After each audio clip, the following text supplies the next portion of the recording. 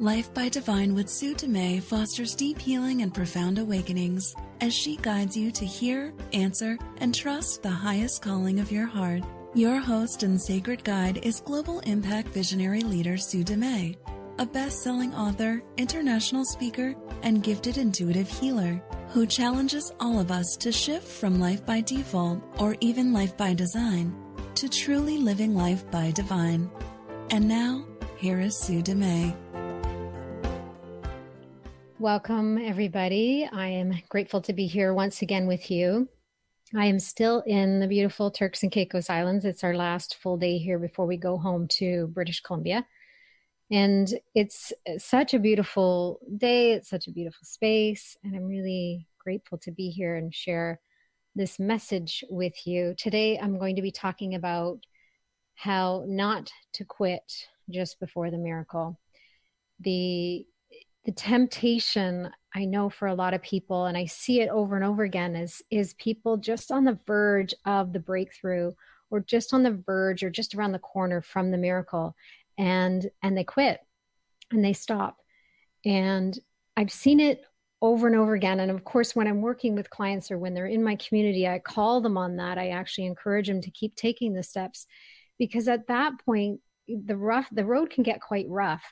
But the challenge is you're really walking with blind faith. And sometimes when we're walking with blind faith, that is the most favorite time for the ego to come in and convince you to quit, convince you to turn around, convince you there's nothing there's nothing in front of you. You need to go back where there's safety. We don't know what's around the corner. There's all this big opening for the ego to come in and convince us to stop, just short of the miracle. Now, I've talked about the ego a lot, and in my most recent book, The Evolution of the Ego, How to Unwind Your Ego, Embrace Your Humanness, and Embody Your Divinity, I basically give you the inner and outer understandings of the ego, its agenda, its personas, the personalities it takes on, the different stages it takes. One of the stages the ego takes is hijacking. And the hijacking ego is a perfect recipe for sabotage, along with the ego game of opposites. When it hijacks the dream, when it hijacks the road you're on, when it hijacks the path you're on, when it hijacks your intention, whatever it is, it pulls you out of alignment. It pulls you away from trust and into doubt. And it instills and embeds fear. Now, remember, we talked about the ego. It's a clever shapeshifter. It's very cunning. It has the ability to change angles and even disguise itself as love completely, so that you are going to continue to buy into fear. Because as long as you are buying into fear, the ego can survive. The ego is the teacher of fear. Spirit is the teacher of love. Ego does not know love. In fact, ego is afraid of love. Now, ultimately, the ego is here to keep us safe, keep us protected. And we are meant to have a foundation of some sort of understanding of our separateness as a human being. And that's where the ego comes in, to give us the experience of separateness. But ultimately, the truth is we are all one. Anything that feeds separateness, anything that feeds fear, the ego thrives. So what's happened is we've kind of got to this point where the ego's taken over. And you can see it when you look out into the world. You can experience it when you look at your own personal life. The times where the ego comes in and hijacks and takes over. It's basically fear animating your personality. It's fear animating your life and fueling everything. There's so much fear right now, so much fear rising. And a lot of people are actually getting afraid. They're afraid of the fear. They're afraid of the upheaval. They're afraid of the density rising. I'm actually quite excited about it because everything that's rising to the surface right now is getting uncovered. And as long as it's hidden, we can't heal it. So when it becomes uncovered, we're bringing it into the light. And then there's an invitation for all of us to heal these things, to heal the collective energy, the collective history of different ethnic groups, different countries, different men and women, children, different generations, past life stuff. There's a lot of stuff washing up to the surface right now for healing. The challenge is so many people are living life by default. Like 80% of the population at least are still asleep at the wheel and don't realize that life is about remembering who we are. Life is about awakening to the truth of who we are. Life is designed as a classroom for us to heal any of our leftovers and to make a conscious choice for love and to remember the truth of who we are, which is love. So the more we witness the fear and the upheaval and everything, the density rising and the resistance that people are experiencing, we have two choices. When we witness those things happening, we can respond from fear and add fear, and fear will expand. Or we can stand in love. When love meets fear, love expands. Even if that other person doesn't change their stance, doesn't shift out of fear, that's okay. You meeting them with love will have an impact. I need you to really understand that and to embody that and to take that in and play with that. When you meet someone else's fear with love, love expands, regardless of what they do or don't do. You standing in love, you holding your light, you standing solid inside yourself and saying yes to love is a powerful force with enormous potential. And the ego, of course, is on the ready. The more you become aware of its tactics and the more you become aware of its agenda and the more you become aware of the angles it's taking to keep you in fear, the wiser you are to the ego, the more it's going to get clever, the more it's going to shift and change. When we are on a path that feels hard, when we are taking a road that feels rough, there's often a miracle on the other side of that. I often say it's in those times where we have these clusters of challenges that there's a beautiful invitation for awakening there. It's a recipe for awakening. Some of my biggest aha moments or holy shifts were in those times where there was a cluster of challenges I was facing. And it's so tempting when we get to that last part of the road to give up, to doubt, to be in fear, to question, and maybe even turn around and go back. And I'm going to encourage you in those times where you feel like life is just stretching you as far as you can be stretched.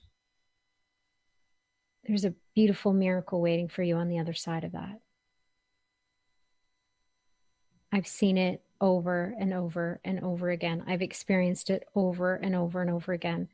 Each time I felt like I wanted to quit was just the ego trying to convince me to quit before the miracle. As I share more and more about your ego and helping you understand the way it influences and the way it impacts your life and the way it embeds fear into your life, the more clever it's going to come. It's going to become so clever that it's even going to convince you not to listen to this show anymore. It's going to try and convince you not to get the book. It's going to convince you to avoid this altogether because your ego does not want you to hear what I have to say.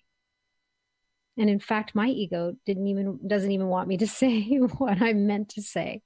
There's a lot of times my ego comes in as well, trying to convince me that no one is interested in what I have to say, and that you shouldn't be sharing this information, and people will judge you. It's tried a lot of different tactics over the years. It doesn't really have such a hold as much as it used to, but it still comes in. So recently, all the radio show episodes are all about kind of what's going on for me in my life. I tend to share that way.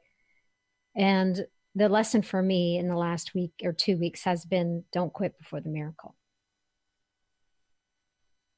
When there was a couple of things I'm going to share. So my family is here in Turks and Caicos with me. So I've been here. I was here for 6 weeks on my own, and then my family came for 2 weeks with me now. And we're in a small space, and we're sharing kind of it's like sharing kind of a hotel room. Our condo is actually quite small. We're building on another property for the retreat center. So we got a really small condo just so that we could come down here while we're building. And so this condo is really small for 4 people. And I love my family. And I also love my space. I'm a introvert, extrovert, let's say. There's times where I really need to go inward and have quiet and be by myself. And then there's time where I love being around people, and I'm out there in the world doing work and speaking and all that kind of stuff. So I do both. I actually can play both in my life. And both for me is really essential right now. By nature, I'm more of an introvert, but I've taught myself to be more of an extrovert because I really feel like my message is important, and what's coming through me feels very timely and purposeful and can have potential for great impact. So I really feel the calling to share outwardly in the world. When I'm in a space with 4 people and I don't have even like one space to go and kind of tuck away, even to do yoga, I'm kind of doing yoga and everybody's around doing their own thing, and I'm just in the middle of the floor doing yoga. I can go inward and I can get that space of inner peace. I can do that now, and I can have that in different situations. But there is a part of me that craves that, seclusion, more or less, that if I could go tuck myself into a room and close a door and put some music on, it would be a different experience. So it's a good lesson for me in forgiveness and letting go and surrendering to the circumstances and accepting them as they are. So my family's been here, and the first 4 or 5 days was, challenging. And then it got to this point after about a week, and I could feel just my ego was coming in. I felt a lot of judgment, and if someone didn't put something somewhere, because it's a small space, I like to have everything where it's meant to live, then it doesn't feel so cluttered. And all of my judgments, they were very much kind of spiking in my mind, like thorns coming, and I was forgiving over and over again, forgiving my thoughts over to spirit, forgiving the judgments, forgiving the anxiety, forgiving the frustration. I was doing a lot of work. It was really, really challenging, but I was doing it. I was doing the work. But I started to feel myself withdraw. I started to feel myself feel disconnected from my family. So I was trying to find that inner place of inner reflection in a space that felt a bit more chaotic than it normally does when I'm just here by myself. So at the same time, I wanted to be with my family and spend time with them, and I wanted to give them all my love and attention, my presence. And I had this internal battle going on. And it was really challenging for me, because I would judge myself. So my husband and I had a conversation. We had a little talk. We actually ended up talking at one point on WhatsApp back and forth in the middle of the morning. It was like 5 or 6 in the morning. We're WhatsApping back and forth and messaging. We're lying in the bed beside each other and messaging. And he's just asking, what's going on? Why are you feeling so distant? You're feeling disconnected. I could feel you withdrawing. And that tends to be my tendency when I get overwhelmed, or when I can't process my own stuff in the space I'm in. I tend to pull inward. I go inward and I withdraw. And then I kind of close my heart a little bit to protect myself. That's my go-to. That's my default setting from years and years. And it's way less than it used to be, but it still shows up here and there. So I started to do it. He noticed it. So he knows to call me on it. and he knows to support me. And it was actually really sweet that he started messaging me as opposed to us whispering and doing pillow talk, because it actually gave me more space to explore what he was saying and let it sink in and then respond through WhatsApp. So it was quite a beautiful exchange. And he said something to me, something along the lines of, sometimes I feel like you might want to kind of do this like a solo act, like do this on your own, and like you don't need me. And I was just like, oh, I just felt my heart, and I was just like, I could feel this like pang in my heart and this heaviness and this grief, because he is just such a solid support for me, and he'll basically support me in everything that I feel guided to do. I believe his life purpose is actually to really be there to support me and our family as I'm answering this call, this global healing call, and creating this movement for healing. And I really felt it in that moment. I was like, there was part of me was like, oh my God, I actually would feel relieved. This is my thought. And I'm being completely radically honest with all of you. And I told him about it too. But this was where my ego went. Man, I need you to hear this, and I need you to know this. This is why I share so vulnerably and so much of my own process, because I know many of you are struggling with this. And these are kinds of thoughts that you wouldn't share out loud necessarily. And a lot of people keep these thoughts hidden in secret. And that's a recipe for guilt. That's a recipe for shame.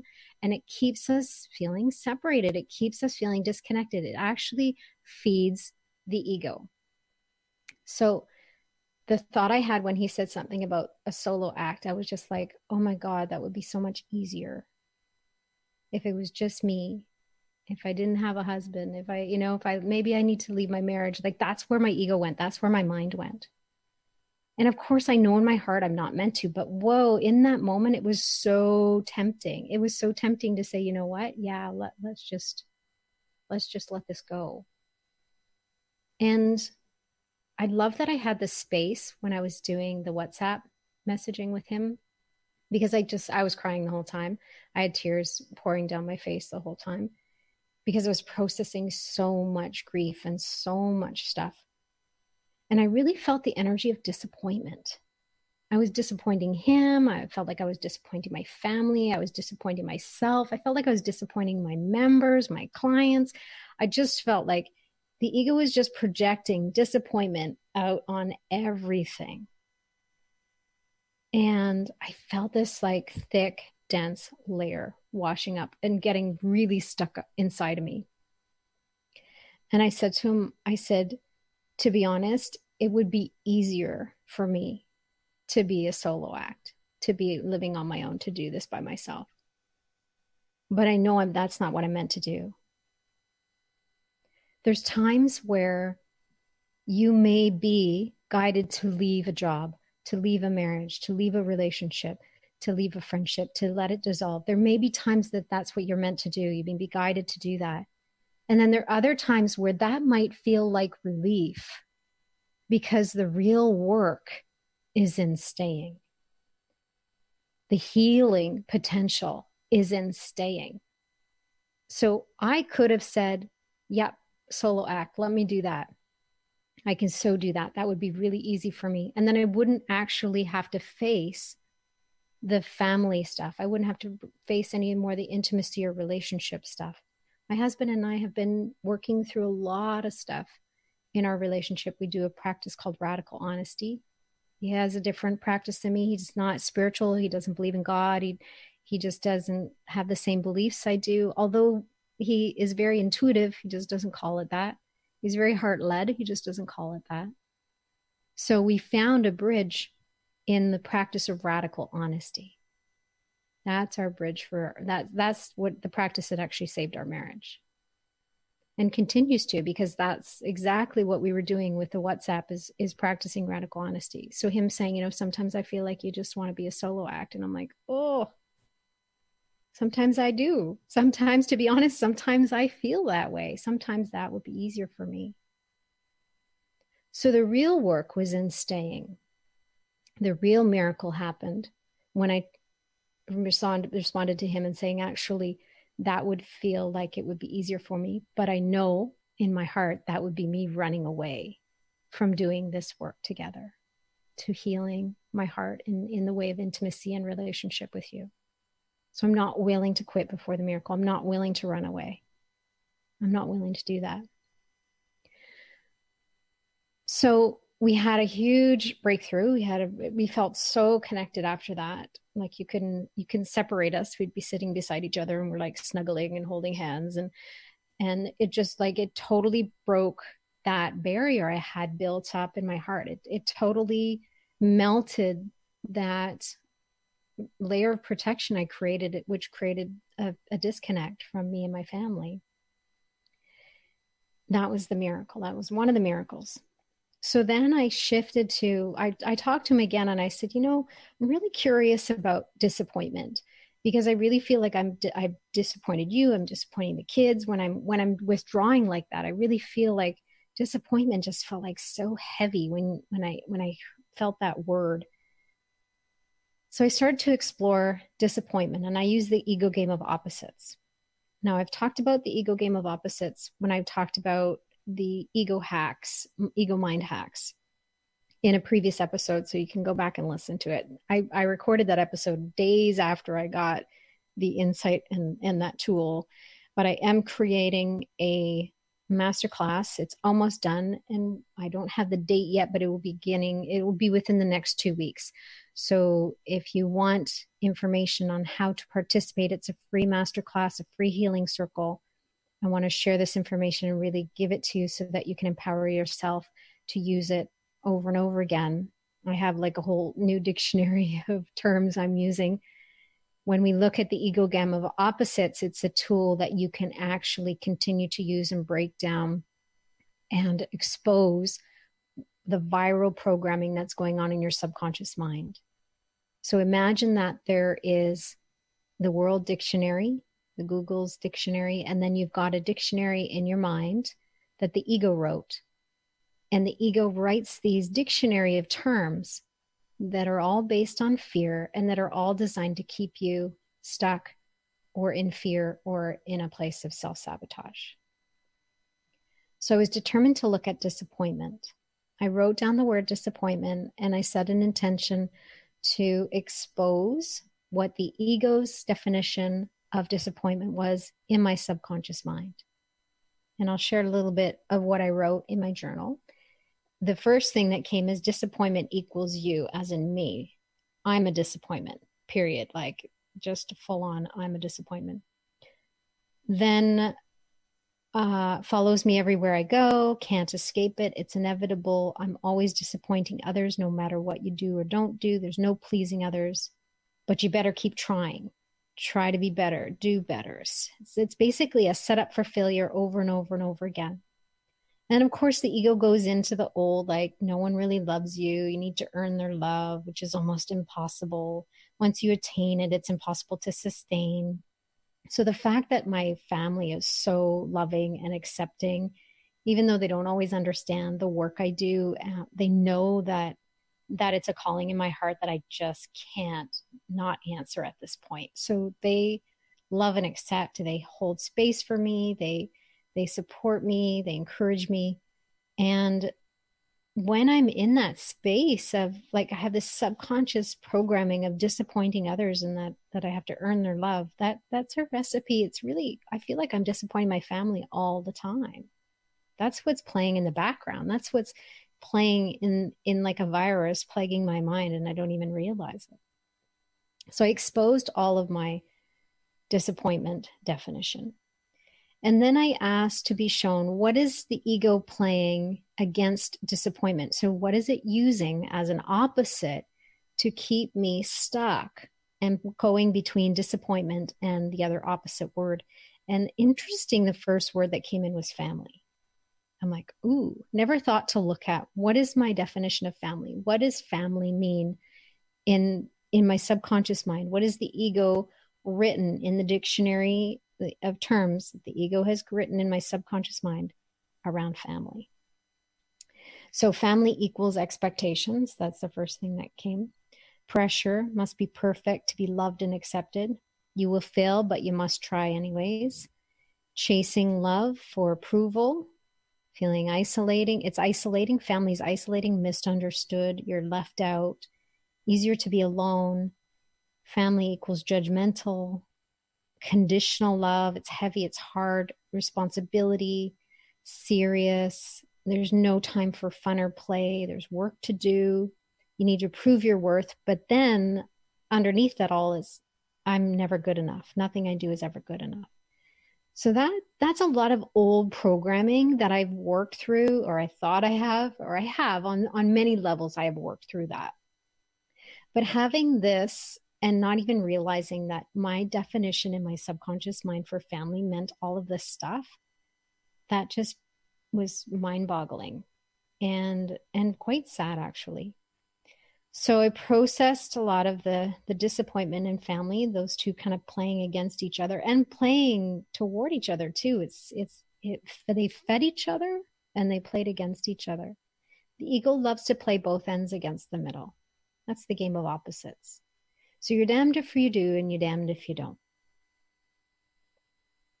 And when I was feeling that shift coming, I knew, and I was so tempted to quit because it's way easier to quit. Sometimes it's easier, feels easier at the time, but we'll always have to come back around. If we don't heal something, it's always going to come back around in the next relationship or in the next lifetime or whatever. It's always going to come back around. So there's two things about me that I'm really determined to live by. One, I refuse to die with my music in me. I refuse to not extend my gift. I refuse to leave this world without doing everything I can possibly do to improve or to impact or to help others, to improve situations, to improve conditions. I'm always looking for ways to help and be of service. And then the other thing is I don't quit before the miracle. I refuse to quit before the miracle.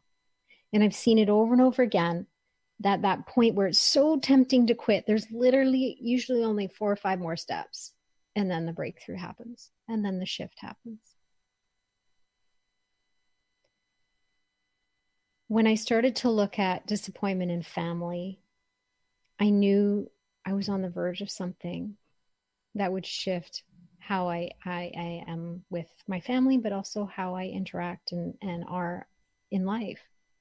Because if I'm sitting there afraid to disappoint people, but yet I believe that I'm a disappointment, how conflicting is that?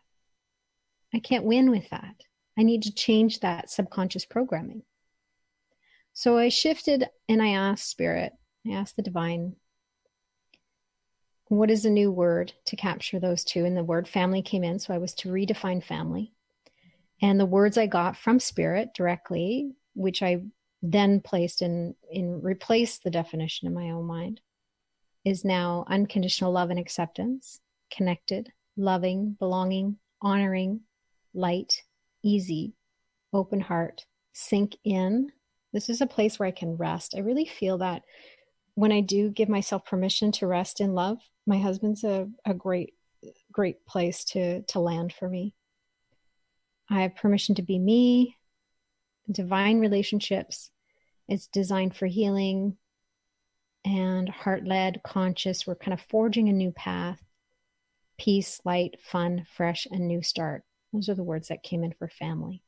Now, on some level, a lot of those words meant family for me, but in the conscious mind, if you believe something in the conscious mind that is not in alignment with what's programmed in the subconscious mind, you will always manifest or create the experience based on what's in the subconscious mind.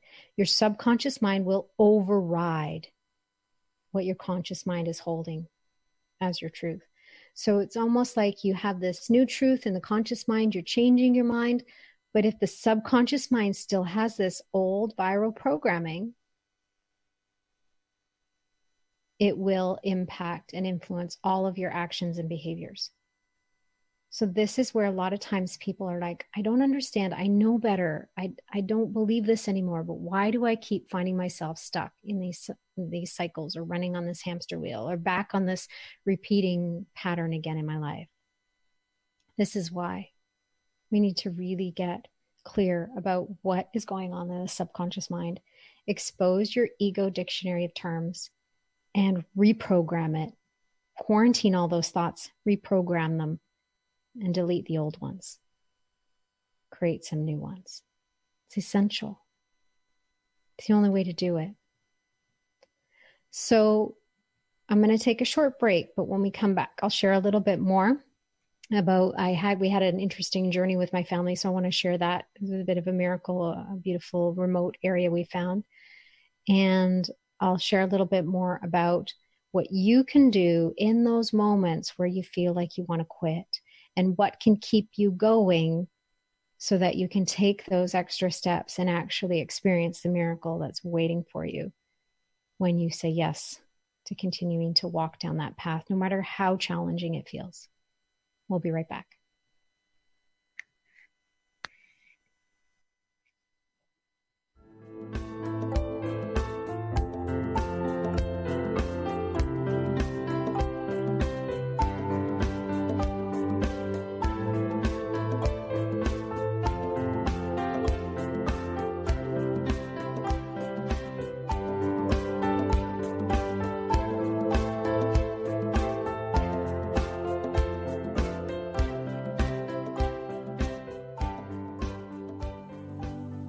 The Heart-Led Living Intuition Academy with Sue Dumais is a unique unschooling experience designed to unwind, clear, and align your intuitive channel. And the doors are open for you now. Experience unwavering faith and deep trust in your intuition as you strengthen your connection to Source, allowing you to walk through every moment with more peace, confidence, clarity, and certainty. Experience this deep personal transformation with Sue's guidance, including the option to share what you learn as a certified intuitive coach. This is your time to unwind and reprogram your mind, to rebuild your foundation and realign with your intuitive heart. Enrollment is now open. Apply today at heartledliving.com/intuition academy. Again, that's heartledliving.com/intuition academy.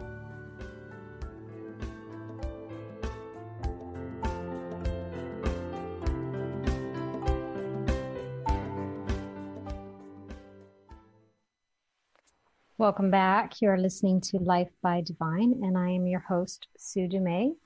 Today I've been talking about don't quit before the miracle, and encouraging you when the road gets rough to keep going. And it doesn't mean you have to go it alone. It doesn't mean that you're not going to reach out for support. And it doesn't mean that you're going to have an easy time doing it. Some of the most challenging paths we take lead to the biggest miracles and the biggest breakthroughs. So recognizing that, yes, there are times when life is a bit more challenging. There are ups and downs to life. There are times where I know my life has kind of brought me to my knees at times.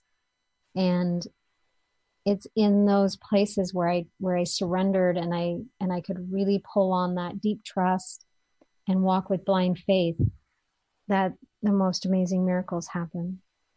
I was talking a lot about the ego game of opposites again. It's one of my favorite topics right now, and I'm looking forward to sharing the mastermind, the free mastermind and healing circle we'll be doing soon in the next couple of weeks. If you want to stay informed about that, you can join the Heart Yes movement group on Facebook. Come find me there, or on Instagram under Sue Dumais, or you can join my newsletter at heartledliving.com, and you'll get a free meditation download, Love Deeply Now. And I send a newsletter out once a week, and then you'll be able to be informed about these radio shows, but also you will be able to receive notice when I book the date for our free masterclass that's coming up. So I wanted to talk a little bit more. I have a story. Let me share this story with you before I go into reading a little bit or sharing a little bit about from my book. We ended up going to a remote area of the island. So the island of Provo in the Turks and Caicos Island is one of quite a long island, and it's mostly where people live, and there's actually good infrastructure here, and there's the grocery stores and the banks and all that kind of stuff. So some of the smaller islands, they have less of those amenities, and it's a bit more challenging. But still, on Provo, there are no stoplights. There's only roundabouts and stop signs.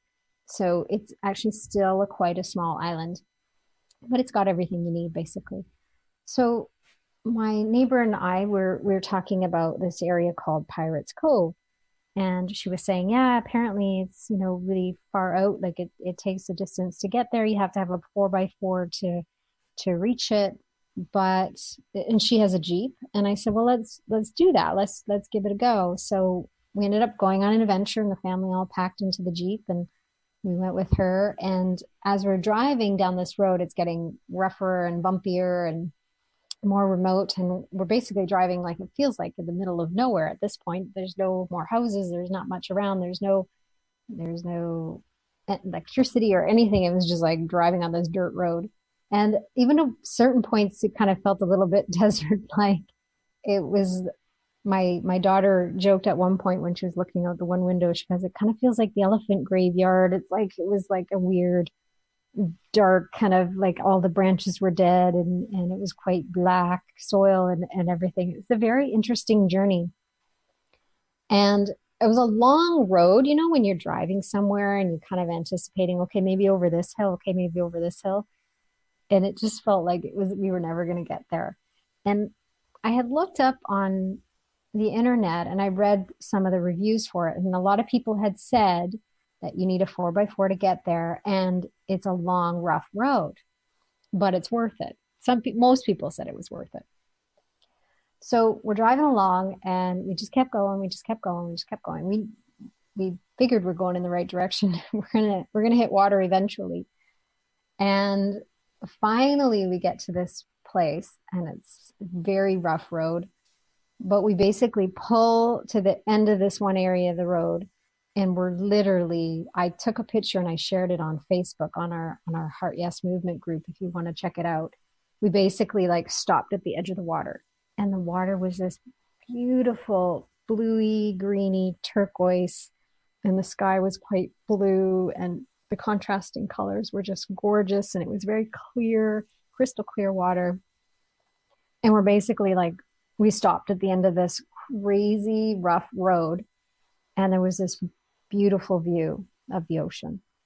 And we got out, we started walking. There was one other boat there and another vehicle at the top in another area, but we were pretty much the only ones there at the beach. Eventually everybody left and we were just there by ourselves. We had the whole beach to ourselves.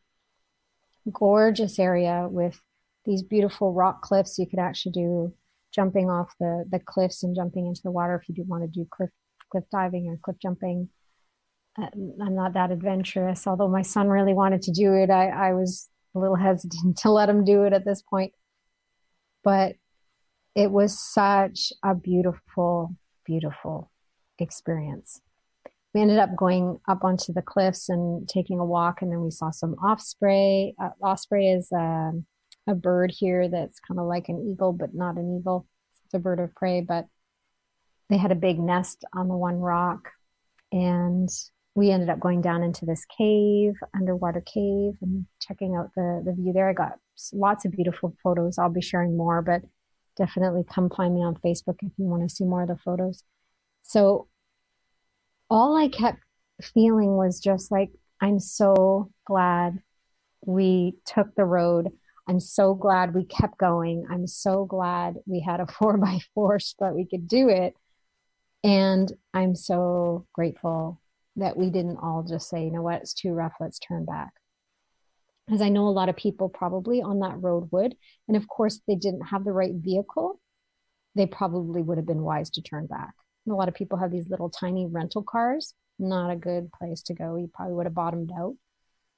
So when I look at it and I reflect back on our experience, and I look at people's lives and I use it more metaphorically, it's one of those roads that can really instill a lot of doubt. Are we going the right way? This is too long. Are we going to make it there? This is pretty rough.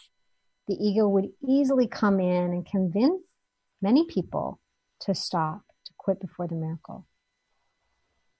When we pulled up and saw this beautiful beach, this secluded beach, I was in awe. It was beautiful. The energy there was gorgeous, and it was so worth the drive.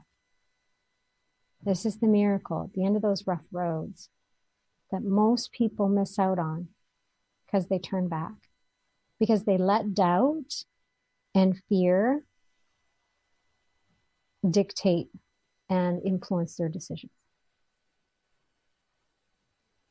When we're going through life and life gets rough, when the road gets rough, when we're challenged, when we're facing challenges, the ego will come in and feed the doubt and feed the fear. And it's in those times when you can invite a feeling of deep trust and blind faith that you can continue to walk to the point where you explore the miracle, when you drive to the end of the road and see what the beauty is all about and why that road was so worth it. That's the practice of hindsight. Sometimes we can practice hindsight looking back at our lives. I'm sure you can take a moment right now and look back at your life and see the perfection that had played out in certain times, certain experiences that you had. Maybe you got fired from a job that led you to a different job, one that you wouldn't have necessarily been open to because you were comfortable or settled into a job, and kind of the quitting or being fired was kind of forcing you to leave. There's different situations that sometimes we don't always understand in the moment, but we can look back in hindsight and see the perfection that played out. We can see why things happened as they did. So there's the practice of hindsight, looking back, and then there's the practice of present moment hindsight. This is something I want to encourage you to start doing. Present moment hindsight allows you to look at what's happening in the moment and be open to find meaning in that moment. You're not chasing it, you're not looking for it, not seeking it, but you're open to find meaning. So ways that you can do that, words you can use are, I do not understand what all this is for. When you drop into, I don't know, and it's okay, that's acceptance. I don't know, and it's okay. I do not know what all this is for, but I'm trusting that there's something greater than me, guiding me, leading me, directing me.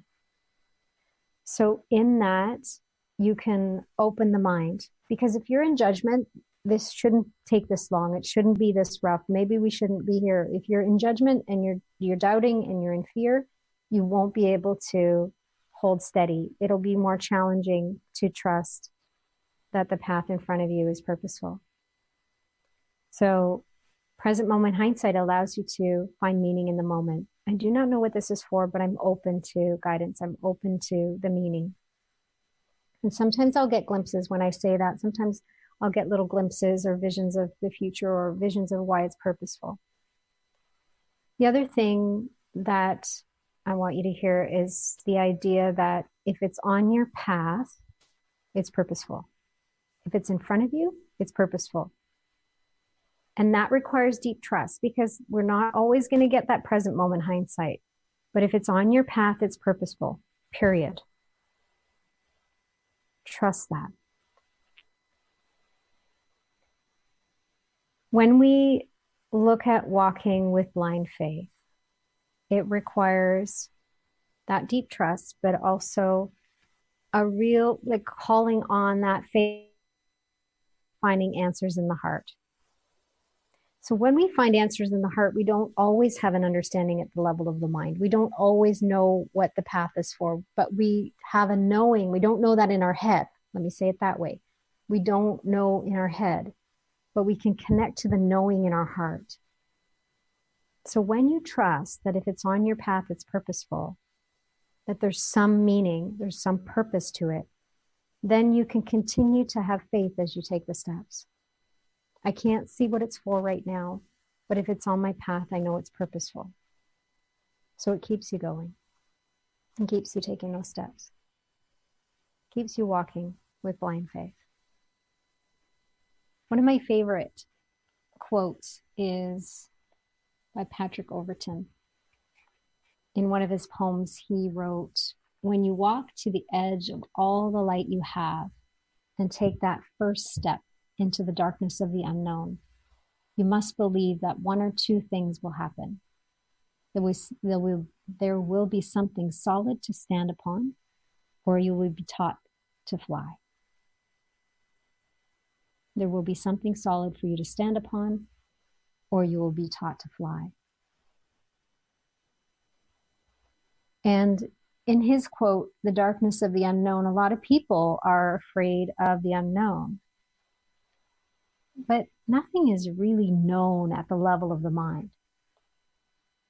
True knowing occurs at the level of the heart. True knowing is our soul's knowing, the divine knowing within us. That keeps us moving. That keeps us going, no matter what is in front of us, no matter how challenging the path may seem. The last piece I really need you to hear is that when you're in those moments where you want to quit, and sometimes when I say quit, I'm referring to different levels of quit. There's a quit in the way of like, I want to quit what I'm doing. I want to quit this life. I want to quit this job. I want to quit this relationship. And then there is the quit in the way of I quit life altogether, like wanting to leave this world. If you are here right now, listening to my voice, there is purpose for your life. And when you start to say yes to it, say yes to life and what life has to hold for you and the path that's in front of you and the purpose that you're actually here to fulfill. Even if you don't know what that purpose is in the mind, you know it in your heart. It is programmed there. There is a knowing there. It's in those times where you turn and say yes. Say yes to asking for help. Say yes to reaching out to a hand that's extended and saying yes to the support. Saying yes to listening to these episodes or other things that uplift your soul and remind you that you don't have to believe all the thoughts that are in your head and that you don't have to believe your ego.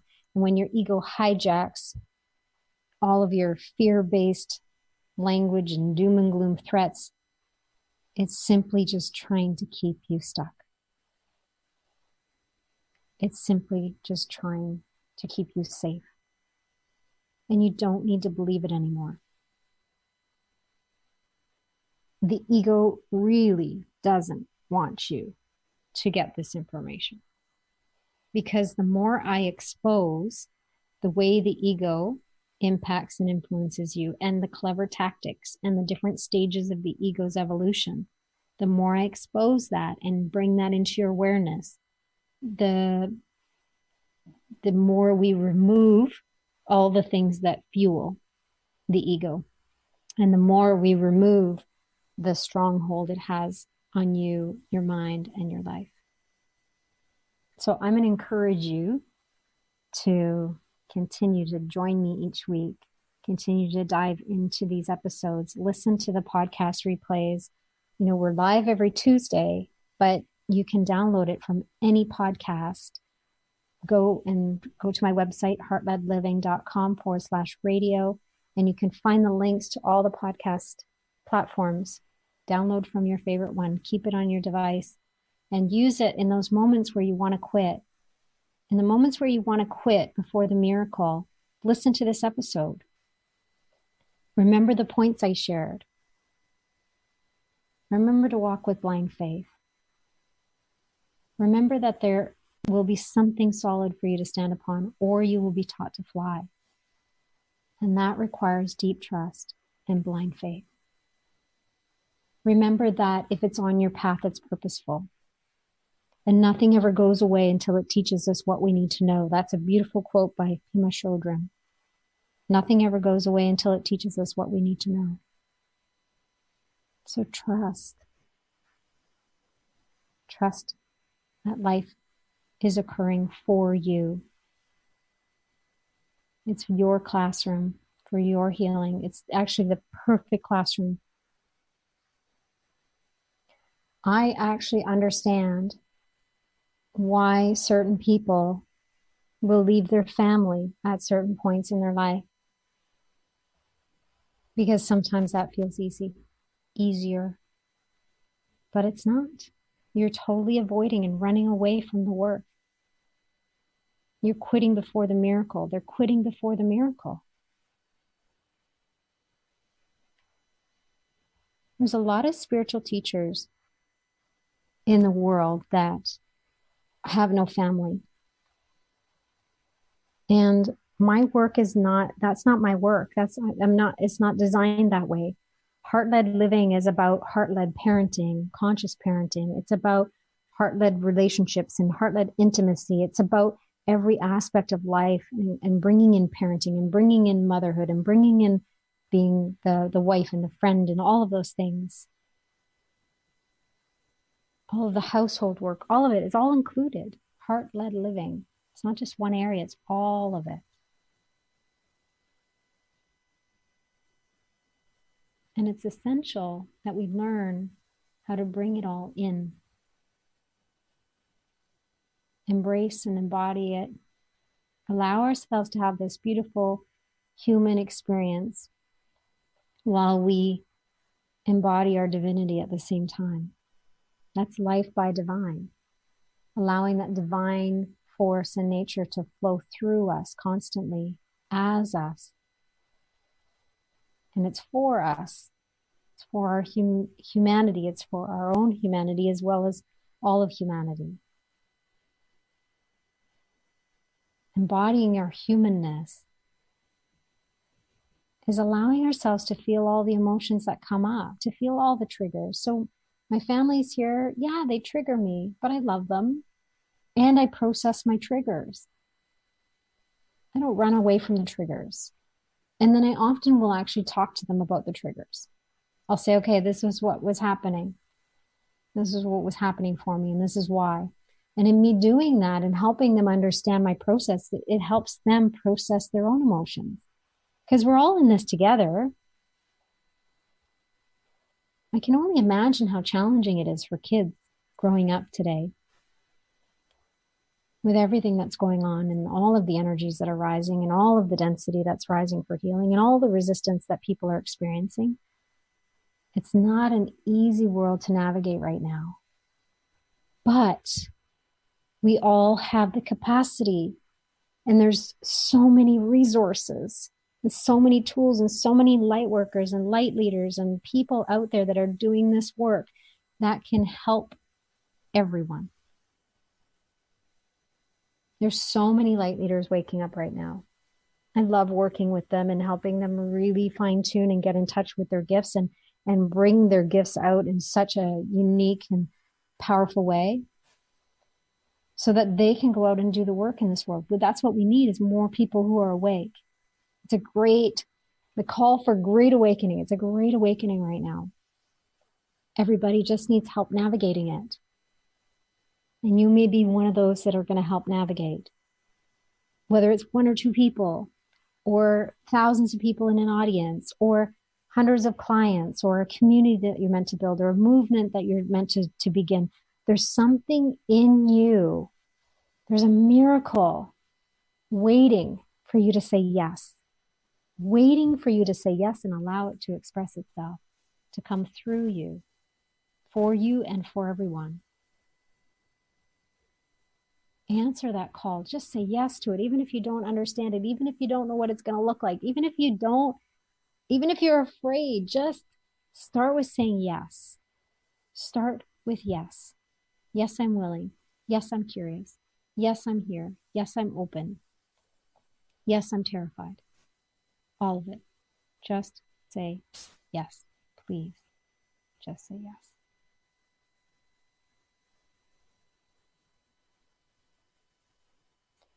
So I want to thank you for tuning in.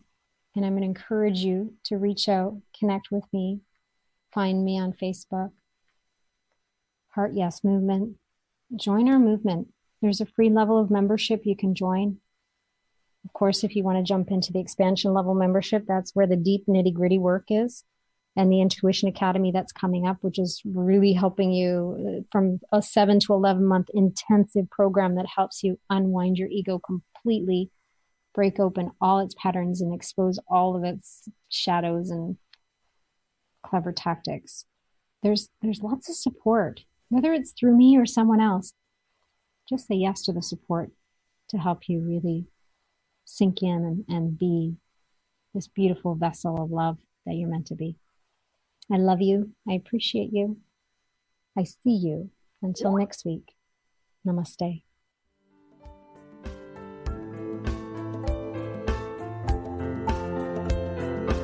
You've been listening to Life by Divine with your host, Sue Dumais. Shift your consciousness from head to heart and enliven your soul as you discover how to lead with your heart and live your own life by divine. Join Sue in the growing global heart-led living community at heartledliving.com. That is heart, L-E-D, living.com.